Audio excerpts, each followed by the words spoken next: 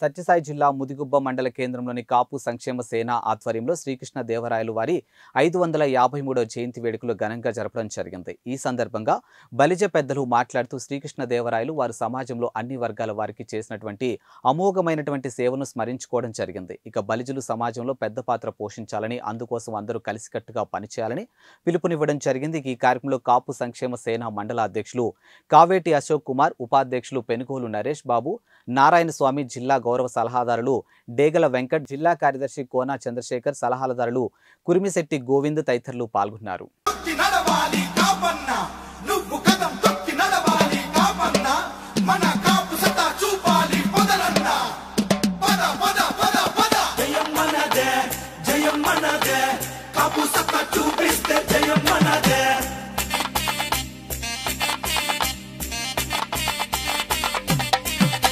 శ్రీకృష్ణదేవరాయల వారసుడా నువ్వు కథం తొక్కి నడవాలి కాపన్నా. జయం మనదే, జయం మనదే, జయం మనదే, జయం మనదే. శ్రీకృష్ణదేవరాయల వారసుడా నువ్వు కథం తొక్కి నడవాలి బలిజన్న, కథం తొక్కి నడవాలి కాపన్నా.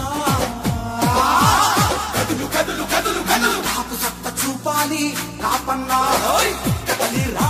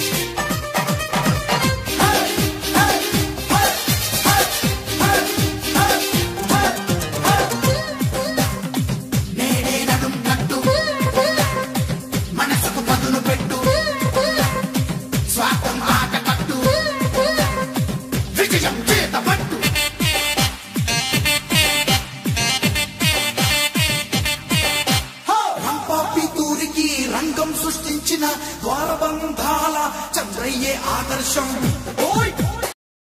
దేశ భాషలందు తెలుగు లెస్స అని ప్రపంచానికి చాటి చెప్పినటువంటి శ్రీకృష్ణ దేవరాయల గారి 553వ జయంతి పురస్కరించుకొని సమావేశమైనటువంటి ప్రతి బలిజ సోదరునికి మా హృదయపూర్వక నమస్కారాలు. మొట్టమొదటిసారిగా కాపు సంక్షేమ సేన ముదిగుబ్బ మండల శాఖ ఆధ్వర్యంలో నిర్వహించినటువంటి శ్రీకృష్ణ దేవరాయల వారి జయంతి వేడుకలను దిగ్విజయంగా పూర్తి చేసినటువంటి ప్రతి ఒక్క బలిజ సోదరులకి పేరు పేరున మా హృదయపూర్వక ధన్యవాదాలు. శ్రీకృష్ణ దేవరాయల పరిపాలన గురించి మనం చూడకపోయినా కూడా మనం వినే ఉంటాం. రత్న రాసులను, వజ్ర వైడూర్యాలను బజారుల్లో పోసి చీరలుగా, కుప్పలు తెప్పలుగా అమ్మినటువంటి సుభిక్షితమైనటువంటి పరిపాలన సాగించినటువంటి శ్రీకృష్ణదేవరాయలు పరిపాలన మార్పు మొదలైంది. మళ్ళీ మనం శ్రీకృష్ణదేవరాయల పరిపాలన దగ్గరలోనే చూడబోతున్నాం. బలిజల్లో ఐక్యత మొదలైంది. అన్ని విధాలుగా మార్పు చెందుతున్నాం. కాబట్టి ఎక్కడా కూడా ఎవరూ కూడా ఏ విధంగా నిరాశ నిరుపేదలకు లోను కాకుండా ఇదే విధంగా ఐక్యతతో పోరాడి మన బలిజల యొక్క రాజ్యాన్ని మనం పునర్నిర్మించబోతున్నాం. జై బలిజో, జై బలిజో. సోదరులందరికీ పూర్వపూర్ణ ఆహ్వానము.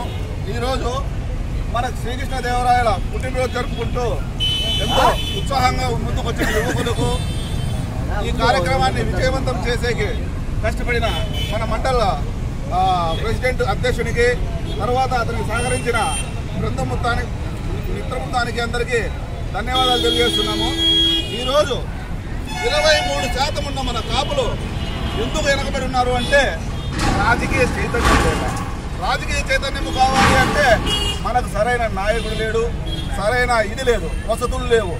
ఆర్థికంగా వెనకబడ్డారు. కేవలం 2 వర్గాలు కానీ వర్ణాలు కానీ ఈరోజు ఆర్థికంగా పురుగుండ అంటే వాళ్ళకు రాజకీయంగా అన్ని వైపులా సహకారం ఉండబట్టే ఈరోజు ఇంత పర్సెంట్ జనాభా ఉన్న మన కాపు సోదరులు ఈ రోజుకి కూలీలు గాను, వలస కూలీలు గాను బెంగళూరులోను, మద్రాసులోను, హైదరాబాద్లోను పనులు చేసుకుని బతుకుంటున్నారు.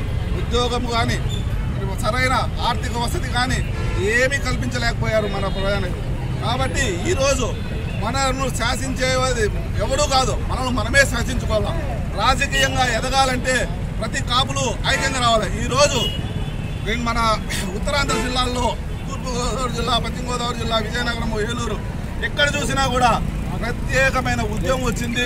ప్రతి కాపు నాయకుడు ఏకమైనారు ఈరోజు. అలాగే మన రాయలసీమలో మనం అందరము ఒకరికొకరు సహకరించుకొని ఏకం కావాలని ప్రతి ఒక్కరిని తెలియజేస్తున్నాము. జై బలిజ, జై బలిజ.